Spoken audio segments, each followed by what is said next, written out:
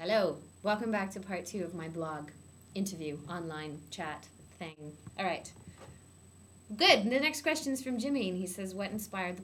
That's my first boyfriend's name, Jimmy Arroyo. He gave me my first kiss. Oh, memory lane. Okay, Jimmy. Hello. What inspired the blog?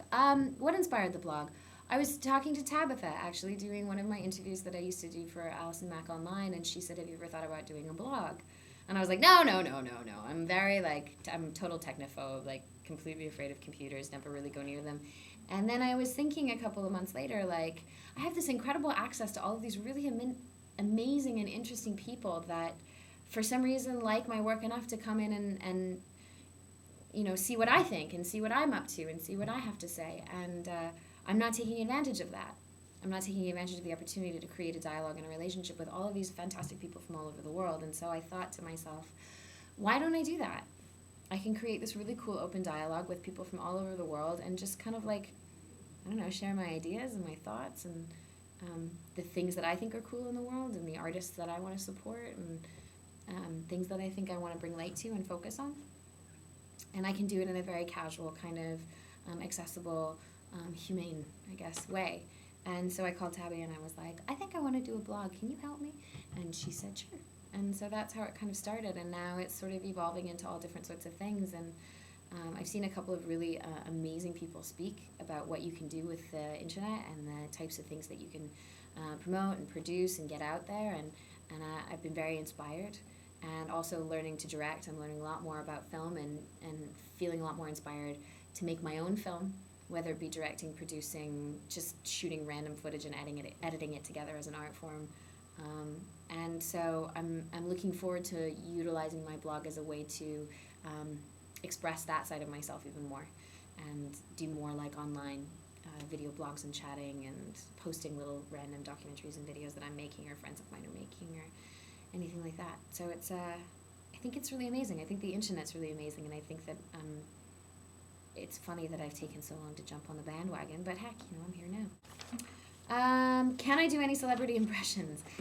Tom Welling should be doing this session, because Tom does the worst Christopher Walken I think I've ever seen in my entire life, but he likes to think it's pretty good. And Michael Rosenbaum is actually the king of celebrity impressions. I don't do great celebrity impressions. I do great people impressions. I can impersonate the way people walk and the way people move and talk very, very well, but it's more like friends and family instead of big-time celebrities, so I might save that for another time. If I had 3 wishes, what would they be? Oh, really? Because I could go a whole series of ways with this. I could go the altruistic way and say world peace, or the end of hunger or poverty or things like that. Or I could go the really satiative, self-indulgent way and be permanently at 120 pounds no matter what I eat, or everything tasting like dark chocolate and mint, or there's lots of different ways to answer that question. But I think ultimately in the end, if I could wish anything, it would be that people find their own sense of happiness and joy, so that every person understands that the path to that is through their own experience and through a deeper understanding of themselves. Because I think that's something that I'm looking for myself as well right now. Do I have a favorite smell? Yes, I have lots of favorite smells, but I definitely think one of my favorite smells is chocolate chip cookies baked. But my nephew's head smells really good right now. He's 18 months old, and he's baby sweet wonderfulness all the time. And the smell of his head is just divine. So I would say chocolate chip cookies and my nephew's head. Am I a night owl or a morning person? I'm definitely a morning person, although I can pull an all-nighter if I need to. But I love being awake before anybody else. One of my favorite things when I'm in New York City is getting up at 6 o'clock in the morning and walking down the street as the bakeries are opening. I love that. I don't know, there's something so fresh and fantastic and new about the morning time. There's this really great quote in a movie that was my favorite movie growing up, called Anne of Green Gables, which was a series of books that was turned into a movie. Tabitha's applauding. And Miss Stacy, who is her teacher, says, "Tomorrow's a new day with no mistakes in it yet." And I love that, and that's what the morning feels like to me. So that's why I prefer the morning to the evening. Although, like I said before, if there's something that warrants me staying awake through the night, I have no problem doing that. All right, let's see. How tall am I? Really? Dun, dun, dun. Really? I'm 5'5".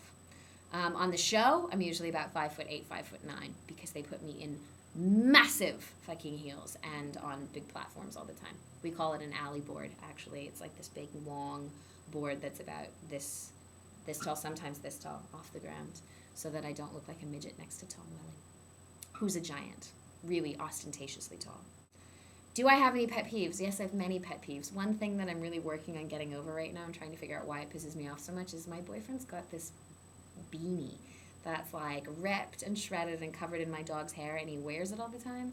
And like, he's really cute. I mean, when he wears the beanie, he kind of looks like an elf. So that's a pet peeve of mine right now.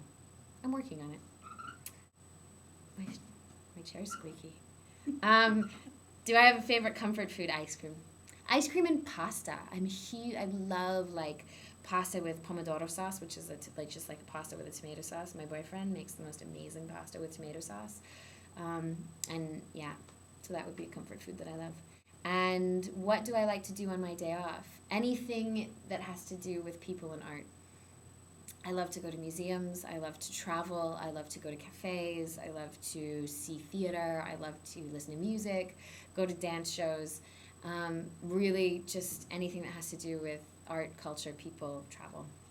I'm there. Totally there. Am I a neat freak?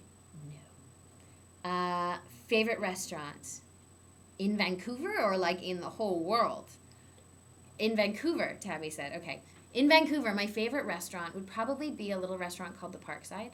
It's very, very sweet, and it's French, and it's lovely and fantastic, and everything has cream in it. We're at 7 minutes, should I? Yep. Am I good? Okay. Would I ever get any more tattoos? I don't think I would. Just due to the fact that I'm so kind of over the fact that I have them right now. I think that even if it's something that I was really passionate about, I would question, I'm so flighty, I would question how I would feel about it in 3 years. So, no, I don't think I would get any more tattoos.